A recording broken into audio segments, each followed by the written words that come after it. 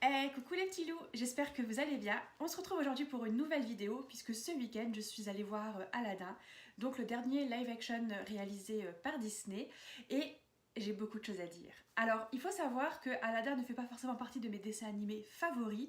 Il y en a eu bien d'autres dans les années 90 que j'ai affectionnés comme La Petite Sirène, La Belle et la Bête et j'en passe. Même Hercule.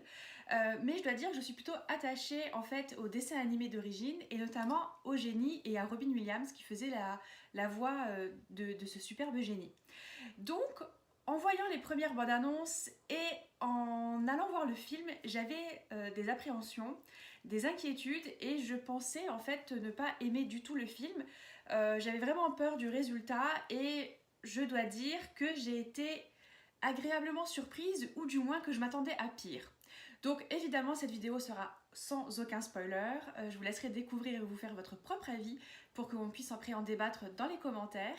En attendant, voilà en quelques minutes ma brève critique que j'ai à faire de ce film. Alors pour ceux qui ne connaissent pas Aladdin, il s'agit en fait donc d'une histoire, d'un conte qui retrace en fait la rencontre entre Aladdin et la princesse Jasmine. Aladdin va tomber éperdument amoureux de la princesse et va vouloir la revoir en allant du coup jusqu'à son palais grâce à l'aide du fameux génie qui sortira de la lampe magique et qui va lui accorder 3 vœux.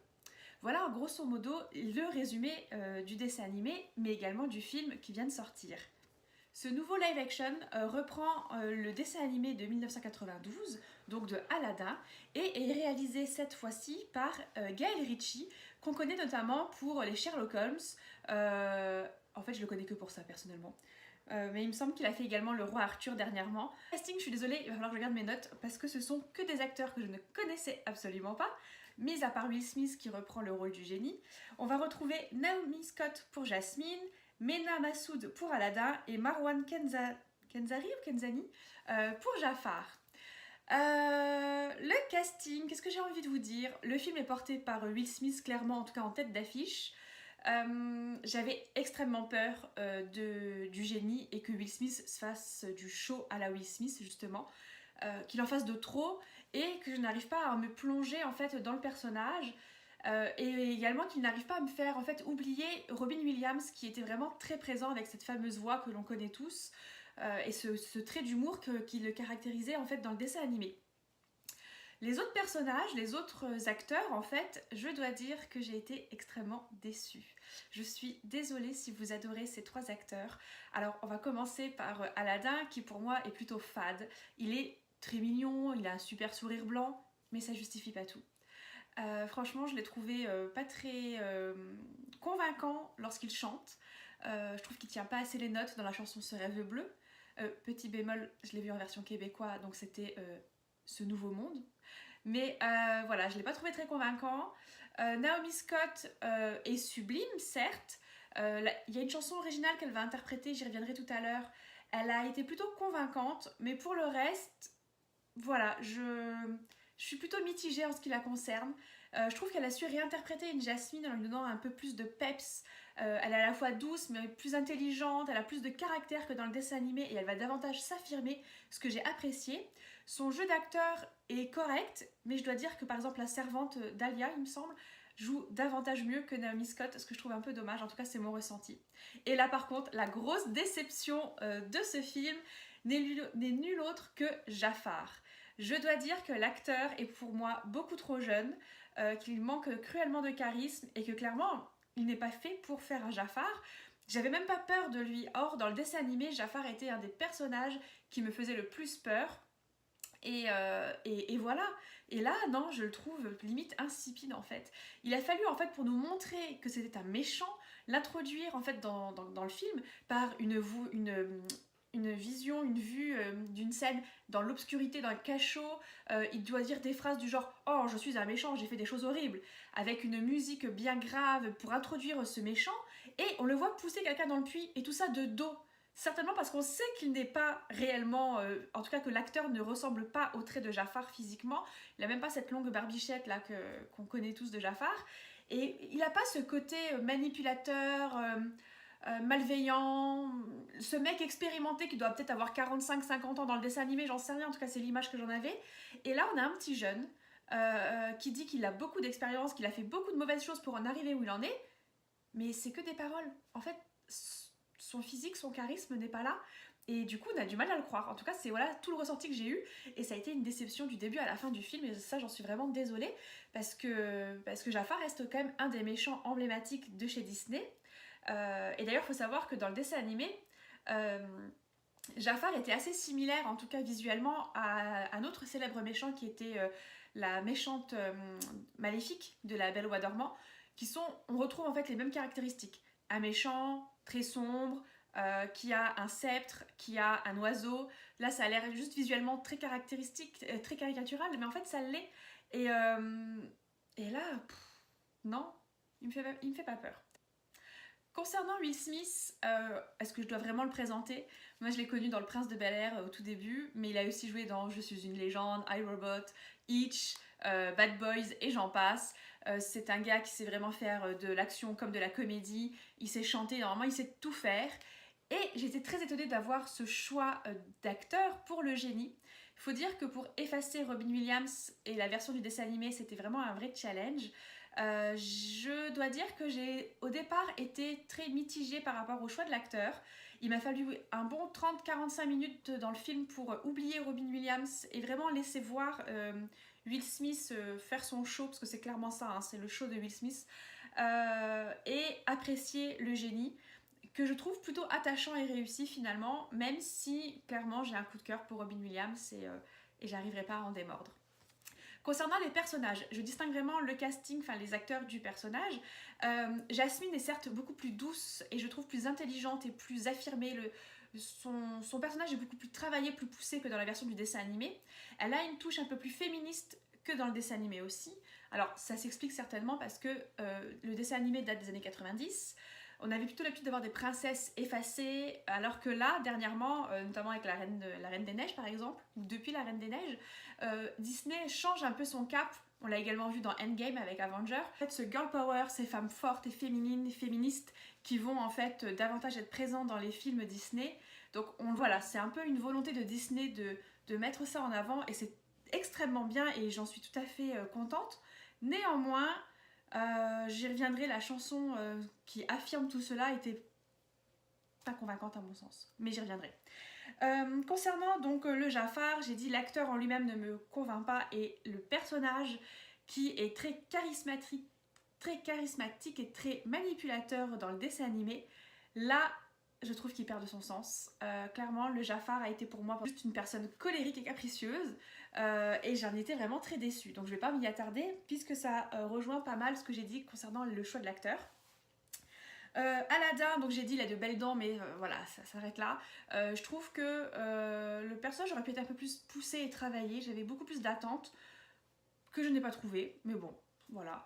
Je trouve que les seconds rôles jouent davantage mieux et sont plus travaillés en termes d'histoire et de personnages que les premiers rôles, notamment, alors il y a déjà Hakim, hein, le garde, mais notamment la servante Dahlia, qui je trouve est beaucoup plus présente, beaucoup plus, voilà, elle a beaucoup plus de choses qui est développée autour d'elle. Nous avons une histoire avec le génie que je trouve absolument formidable. Voilà, je trouve qu'elle apporte aussi un petit côté d'humour qu'on n'avait pas, qui nous manquait en fait dans le film, parce qu'on l'avait dans le dessin animé, mais là voilà, ça me manquait un peu, mis à part le génie, et je trouve qu'elle l'apporte un petit peu plus. Et enfin, on va revenir au génie, qui en fait... on le voit dès le début du film, puisque c'est lui qui raconte en fait l'histoire. Il faut savoir que dans le dessin animé d'origine, c'était également le cas. En fait, on avait en tout cas une théorie qui disait que le marchand de lampes dans le dessin animé était également la même personne que le génie. Et ça se voit notamment en manière dont ils sont habillés. On a des similitudes en fait, comme si c'était un Disney Bound en fait, du génie, ou si c'était le génie version humaine, voilà, qui raconterait cette histoire. Bref, ici on retrouve cette idée-là. C'était vraiment un gros challenge hein, pour Will Smith de réinterpréter Robin Williams, on va pas se mentir. Comme je vous l'ai dit, il m'a fallu beaucoup de temps pour rentrer dans le film et être convaincue par Will Smith, notamment la chanson Je suis ton meilleur ami. J'avais vraiment peur d'être déçue. Alors il a apporté une nouvelle touche à cette chanson. Robin Williams c'était plus du jazz, c'était une ambiance Harlem Jay-Z comme ça. Alors que là, le génie va apporter, enfin Will Smith va apporter au génie une touche R&B hip-hop, puisque c'est son domaine pur. Comet est d'accord avec moi. Bien. Oui. Le génie, en tout cas, a une dimension un peu plus R&B, hip-hop, plus actuelle, j'ai envie de dire. Moi, clairement, je préférais la version jazz de la précédente, mais bon, ce n'est que un choix personnel. Je trouvais qu'il en faisait des tonnes, Will Smith, et au début du film, c'est ça qui m'a dérangé. Voilà, il faisait son show, hein, c'est toujours comme ça, de toute façon, avec Will Smith, j'ai l'impression, mais ça m'a dérangé, jusqu'à ce qu'il y ait des petites scènes inédites par rapport au dessin animé qui m'ont fait apprécier, en fait, Will Smith.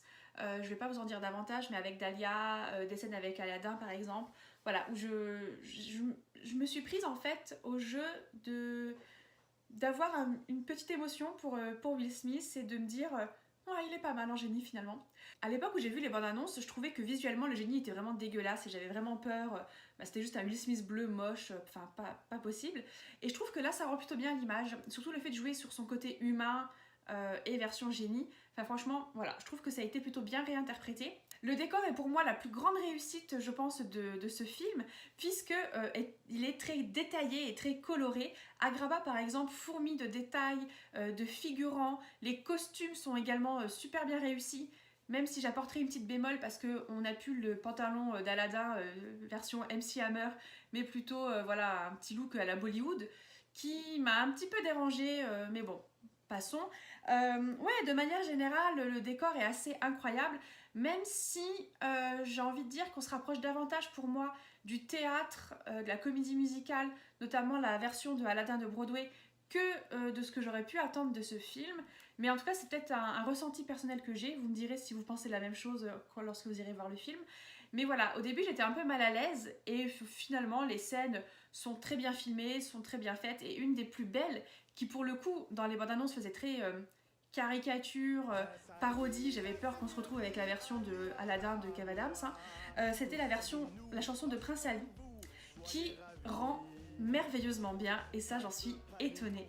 Alors il faut savoir que ça a nécessité plus de 250 danseurs et 200 figurants et qu'il n'y a pas moins de 7 caméras qui ont filmé cette scène et ça se voit. Le paquet a été mis dans ce défilé, dans cette entrée de Aladdin dans Agrabah pour aller au palais, pour aller se présenter à la princesse et vraiment j'ai trouvé que c'était sublime. Visuellement c'était cohérent, on retrouve exactement la même chose que dans le dessin animé. Mais du coup, ça m'a fait oublier l'espace d'un instant le dessin animé tellement c'était bien fait. J'ai vraiment été épatée. Par contre, grosse déception avec Ce rêve bleu. Alors, encore une fois, je l'ai écouté en version québécoise, donc c'est ce nouveau monde. Totale déception, la chanson. Mais bon, visuellement, j'ai été moins émerveillée par Ce rêve bleu que dans le dessin animé. Mais bon, donc voilà, j'étais de toute façon déjà tellement déçue par la chanson que j'essayais de me raccrocher aux images, ça n'a pas été le cas, donc voilà, j'avais juste hâte que la chanson termine à ce moment-là. J'ai hâte d'écouter le film en version française pour voir ce que ça donne, même si j'ai un peu peur du doublage d'Anthony Cavana. Concernant justement le doublage, je ne sais pas si c'est le cas également pour vous en France, mais moi au Québec, je remarque en fait que le doublage est mal fait. En fait, il y a un petit temps de latence entre le moment où on entend et le moment où on voit les lèvres bouger qui me perturbe énormément. Alors je sais que c'est souvent compliqué, hein, notamment avec les chansons, quand elles sont en anglais, de pouvoir faire du doublage français dessus. Mais franchement, ça m'a dérangé pendant tout le long du film. J'avais juste envie de faire pause, qu'on revienne 5 secondes en arrière pour essayer de recalibrer le son et l'image. Mais bon, et je ne vais pas rentrer dans le détail des différences de vocabulaire, notamment au début lorsqu'Aladin rentre dans la caverne et qu'on dit que seul un cœur ou une personne ayant le cœur d'un diamant d'innocence pourra rentrer. Version québécoise, c'est un diamant brut. Ce rêve bleu qui devient ce nouveau monde, et je vais m'arrêter là pour les exemples parce que sinon je pourrais y passer 1 heure. Voilà, dans l'ensemble, la version, j'aurais préféré le voir en VO, je pense, pour vraiment me faire une idée. Mais bon, c'est pas grave. Parlons maintenant de la musique qui est faite par Alan Menken, que vous connaissez certainement, parce qu'il crée les musiques des plus célèbres Disney depuis les années 90.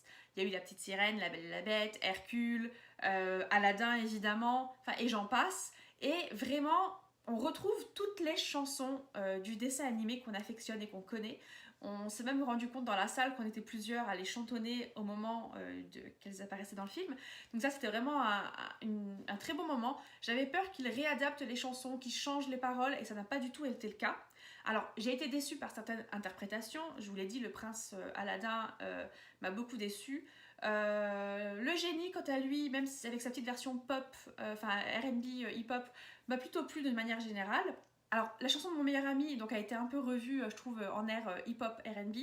C'était pas dérangeant, au contraire, c'était une manière, je pense, pour Will Smith de s'approprier également le personnage.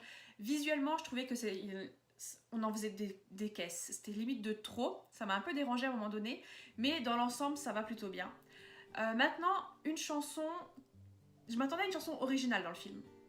J'aurais préféré que ce soit le génie qui ait sa propre chanson. Ça aurait pu s'expliquer de toute manière. Il y avait Will Smith, il aurait pu, etc. Là, pour le coup, c'est Jasmine. Et la chanson donc, qui s'appelle Speechless, je sais pas comment on dit. Bref, en gros, c'est le moment où en fait Jasmine veut s'affirmer, a l'impression qu'on ne l'écoute pas et va dire stop, maintenant on va m'écouter, voilà, je vais m'affirmer. C'est le petit moment féministe du film. Ok, le message est cool, mais la chanson arrive comme un cheveu sur la soupe. Et là, je me disais, je regardais mon chéri, je me disais, mais pourquoi ils ont fait ça comme ça? C'est un peu pour faire La Reine des Neiges, libérée, délivrée? Ou il y avait vraiment... Voilà, la chanson est chouette, j'aime bien l'écouter à part du film, mais je trouve que la manière dont elle a été filmée, ou au moment où elle intervient, j'en sais rien, il y a un truc qui me dérange en tout cas. J'arriverai pas forcément à l'expliquer davantage, mais ouais, ça va pas. Voilà, peut-être que c'est le côté kitsch, j'en sais rien, je sais pas, il y a un truc qui va pas. Bref, en conclusion, que penser de ce film? Je dois dire que c'est un live action qui fait un simple copier-coller du dessin animé et ça me dérange de plus en plus parce que j'ai beau adorer les dessins animés de mon enfance, si c'est pour revoir exactement la même chose au cinéma en version avec des humains, je veux dire en live action, ça ne m'intéresse pas plus que ça. Je préfère nettement voir un Dumbo ou un Maléfique qui va au-delà de l'histoire qu'on connaît pour expliquer certaines parties de l'histoire qu'on n'aime pas, enfin qu'on n'aime pas ou qu'on ne comprend pas plutôt, plutôt que de me faire un copier-coller en fait. Bon, après je m'attendais à pire, donc franchement, vu que je m'attendais vraiment à une catastrophe, je trouve que le résultat est plutôt correct. Je me suis prise à sourire à deux, trois reprises quand même, mais j'ai pas été emballée, ça n'a pas été le coup de cœur immense. J'ai préféré La Belle et la Bête par exemple, alors c'était aussi un copier-coller, mais je sais pas, il y a quelque chose en fait qui me convainc pas dans ce film. C'était un agréable moment. Bon, ça a duré 2 heures, donc pour moi on aurait clairement pu rajouter des scènes en plus. Hein. Ce qui a été super, enfin par rapport et qui avait été reproché beaucoup au dessin animé, c'était tous les anachronismes qui ont été supprimés en fait du film, et donc toute cette théorie qui ferait que dans le dessin animé, en fait Agrabah et l'histoire d'Aladin ne se passerait pas dans un Moyen-Orient passé, mais dans une version future, est totalement effacée du film, ce qui ne me dérange absolument pas en soi. Mais ouais, je trouve que c'est dommage. Alors, on a une scène en plus du génie avec la servante par exemple, qui peut satisfaire, qui est tout à fait sympathique, mais le film fait 2 heures, on aurait pu rajouter d'autres choses quand même. Donc voilà, ça m'embête un petit peu. Le Jafar qui m'a pas du tout convaincu, ça m'a également beaucoup gâché ou entaché le film en tout cas. Et puis mince quoi, Disney a l'occasion de faire de super live action. Pourquoi faire des copier-coller quoi? Mince alors. Je vous laisserai aller le voir vous-même au cinéma ou l'acheter en DVD plus tard pour me dire ce que vous en avez pensé. En tout cas, voilà, ça reste un bon moment, ça reste un moment familial, divertissant. Je pense que c'est surtout ça à retenir. Mais ce n'est pas le grand chef-d'œuvre à laquelle je pouvais m'attendre. Ce n'est pas un approfondissement de l'histoire. On n'a pas de choses révélées qu'on n'avait pas dans le dessin animé. On ne va pas au-delà du dessin animé. Et peut-être que c'est moi hein, qui a des attentes trop importantes. Mais voilà, voilà ce que j'attends à l'heure actuelle d'un live action.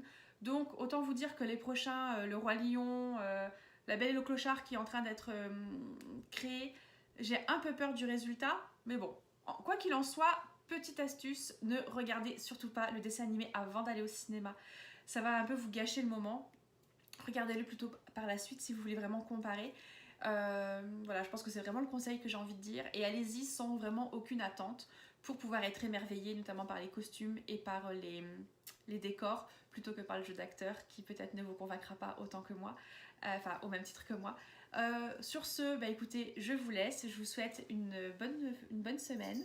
J'espère que cette vidéo vous aura plu. Si c'est le cas, n'hésitez pas à liker ou à vous abonner à la chaîne et donnez-moi vos avis dans les commentaires. On se retrouve très bientôt et d'ici là, prenez soin de vous.